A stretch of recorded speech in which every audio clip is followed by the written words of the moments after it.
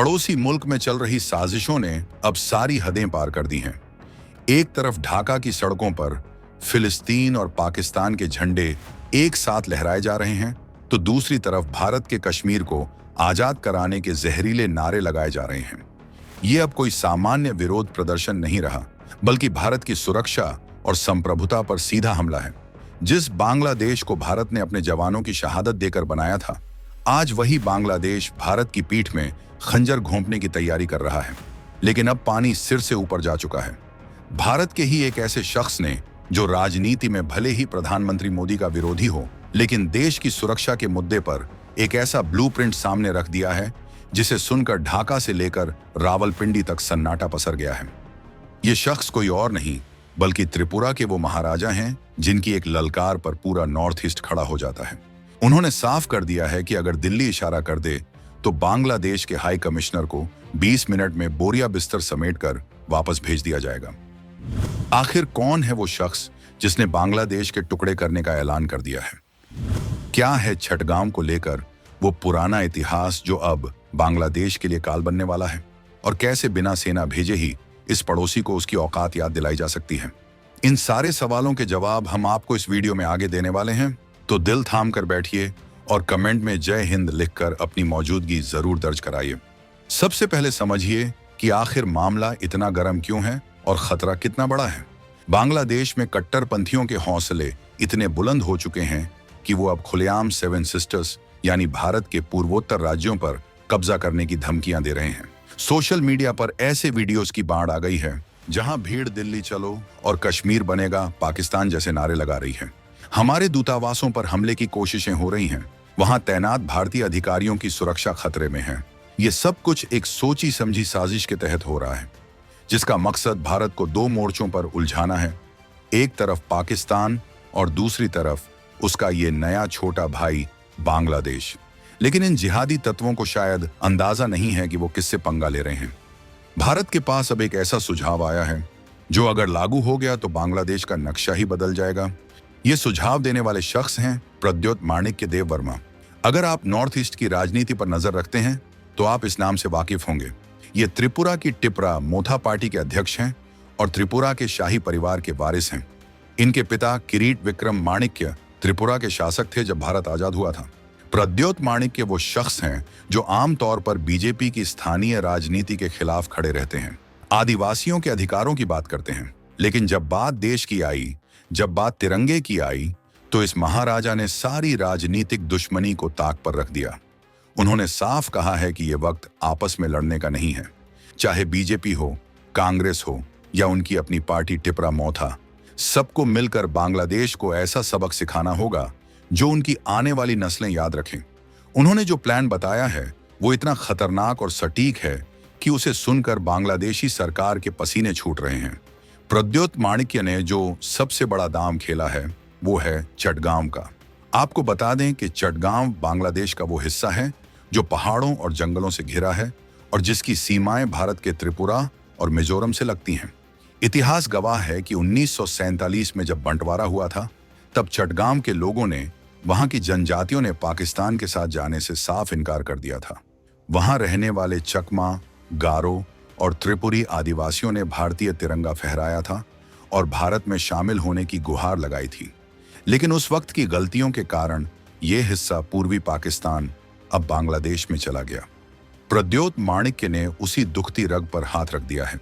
उन्होंने याद दिलाया है कि कैसे बांग्लादेश की केयरटेकर सरकार के मुखिया मोहम्मद यूनुस ने चीन में बैठकर भारत के सिलीगुड़ी कॉरिडोर यानी चिकन नेक को काटने की बात की थी।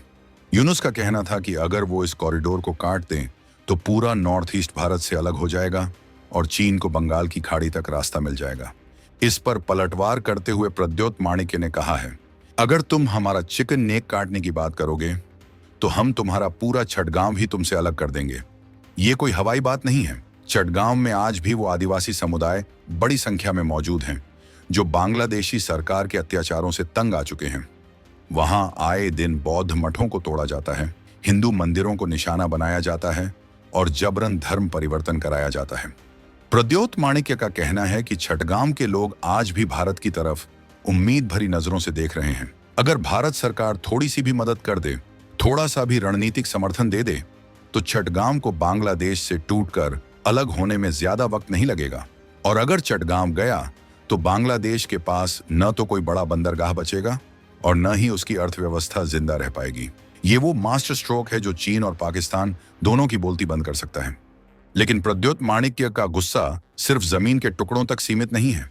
उन्होंने बांग्लादेश के उन दोगले लोगों की भी पोल खोल दी है जो भारत का खाते हैं और भारत को ही आंखें दिखाते हैं। उन्होंने बहुत ही तीखे शब्दों में कहा है कि बांग्लादेश से हजारों लोग हर साल इलाज कराने भारत आते हैं। हमारे एम्स में, हमारे बड़े अस्पतालों में उन्हें वीआईपी ट्रीटमेंट मिलता है। उनके बच्चे हमारे विश्वविद्यालयों में पढ़ने आते हैं। हम उन्हें स्कॉलरशिप देते हैं, रहने की जगह देते हैं और बदले में हमें क्या मिलता है? गालियां। प्रद्योत ने एक वाक्य का जिक्र करते हुए बताया कि कैसे बांग्लादेशी लोग सोशल मीडिया पर भारतीयों का मजाक उड़ाते हैं। कहते हैं ये गोमूत्र पीने वाले हैं, हम इन्हें गाय का मांस खिलाएंगे। प्रद्योत माणिक्य ने भारत सरकार से सीधा सवाल पूछा है, आखिर हम ये सब क्यों बर्दाश्त कर रहे हैं? उनका सुझाव एकदम स्पष्ट है, वीजा बंद करो। जी हां, उन्होंने मांग की है कि बांग्लादेशियों का मेडिकल वीजा, स्टूडेंट वीजा और टूरिस्ट वीजा तत्काल प्रभाव से रद्द कर दिया जाए। जिस दिन भारत ने अपने अस्पतालों और कॉलेजों के दरवाजे बंद कर दिए, उस दिन ढाका के इन अमीरों और नेताओं को समझ आ जाएगा कि उनकी हैसियत क्या है। ये लोग जो भारत को मिटाने के सपने देख रहे हैं, जब अपनी बीमारियों के इलाज के लिए तड़पेंगे और दुनिया का कोई देश उन्हें वो सस्ता और बेहतरीन इलाज नहीं देगा जो भारत देता है, तब उन्हें अपनी गलती का एहसास होगा। प्रद्योत का कहना है कि हम उन्हें अतिथि देवो भव मानकर सिर पर बैठाते हैं और वो हमारे ही घर में आग लगाने की बात करते हैं। अब वक्त आ गया है कि इस मेहमान नवाजी को खत्म करके उन्हें दुश्मन वाला ट्रीटमेंट दिया जाए। अब बात करते हैं उस अल्टीमेटम की जिसने बांग्लादेशी हाई कमीशन की नींद उड़ा दी है। अगरतला में बांग्लादेशी हाई कमीशन के बाहर जिस तरह की गतिविधियां हो रही थीं, उस पर प्रद्योत माणिक्य ने एक बहुत ही आक्रामक बयान दिया। उन्होंने कहा, मैं मीडिया के सामने बोल रहा हूं, अगर मुझे और मेरी पार्टी टिपरा मोथा को सिर्फ 1 घंटा, जी हां, सिर्फ 60 मिनट की छूट दे दी जाए तो मैं अगरतला में बैठे बांग्लादेशी हाई कमिश्नर को 20 मिनट के अंदर उसका बोरिया बिस्तर बंधवाकर वापस ढाका भेज दूंगा। ये बयान बताता है कि नॉर्थ ईस्ट के लोगों में अब कितना गुस्सा भर चुका है। वहां के लोग देख रहे हैं कि सीमा पार उनके भाइयों, चकमा, हाजोंग और बंगाली हिंदुओं के साथ क्या सलूक हो रहा है। ये गुस्सा अब ज्वालामुखी बनकर फटने को तैयार है। प्रद्योत माणिक्य ने साफ कर दिया है कि अगर भारत सरकार कूटनीतिक शिष्टाचार के चलते चुप है तो इसका मतलब ये नहीं कि जनता भी चुप रहेगी। इसके साथ ही उन्होंने भारत के उन बुद्धिजीवियों और नेताओं को भी आड़े हाथों लिया है जो शेख हसीना को वापस बांग्लादेश भेजने की वकालत कर रहे हैं। आपको पता होगा कि तख्ता पलट के बाद शेख हसीना ने भारत में शरण ली है। बांग्लादेश की मौजूदा कट्टरपंथी सरकार और वहां की भीड़ लगातार भारत से मांग कर रही है कि हसीना को उन्हें सौंप दिया जाए ताकि वो उनका वही हश्र कर सकें जो उन्होंने मुजीबुर रहमान की मूर्तियों का किया है। भारत में भी कुछ लोग कह रहे हैं कि अरे भाई, क्यों मुसीबत पाल रहे हो, दे दो उन्हें वापस। इस पर प्रद्योत माणिक्य ने एक बहुत ही शानदार तर्क दिया है। उन्होंने पूछा, तो क्या कल को हम दलाई लामा को भी चीन के हवाले कर दें, सिर्फ इसलिए कि चीन हमसे नाराज है? ये बात बहुत गहरी है। भारत का इतिहास रहा है कि जो भी हमारी शरण में आया, हमने उसकी रक्षा की, चाहे वो पारसी हों, तिब्बती हों या अब शेख हसीना। प्रद्योत का कहना है कि जो हमारा दोस्त है, जिसने अपने कार्यकाल में भारत के हितों की रक्षा की, उसे हम मौत के मुंह में कैसे धकेल सकते हैं? अगर भारत ने आज दबाव में आकर शेख हसीना को सौंपा तो दुनिया भर में संदेश जाएगा कि भारत अपने दोस्तों का साथ नहीं देता। फिर कल को कोई भी पड़ोसी नेता भारत के साथ खड़ा होने से डरेगा। ये सिर्फ एक व्यक्ति को बचाने की बात नहीं है, ये भारत की साख और विश्वसनीयता का सवाल है। जो लोग हसीना को वापस भेजने की बात कर रहे हैं, वो असल में भारत की विदेश नीति की रीढ़ तोड़ने की कोशिश कर रहे हैं। अब जरा समय की नजाकत को समझिए। प्रद्योत माणिक्य ने चेतावनी दी है कि अगले 2 महीने बहुत नाजुक हैं। 2 महीने बाद बांग्लादेश में चुनाव होने वाले हैं और जिस तरह के हालात हैं, ये तय माना जा रहा है कि जो भी नई सरकार आएगी वो पूरी तरह से पाकिस्तान और चीन की कठपुतली होगी। जमात-ए-इस्लामी जैसे कट्टरपंथी संगठन सत्ता पर काबिज होने की फिराक में हैं। अगर ऐसा हुआ तो त्रिपुरा, असम, मेघालय और मिजोरम, इन सभी राज्यों के लिए खतरा कई गुना बढ़ जाएगा। ये राज्य बांग्लादेश से 3 तरफ से घिरे हुए हैं। अगर ढाका में भारत विरोधी सरकार बैठती है तो नॉर्थ ईस्ट में उग्रवाद फिर से सिर उठा सकता है। हथियार और नशे की तस्करी बढ़ सकती है।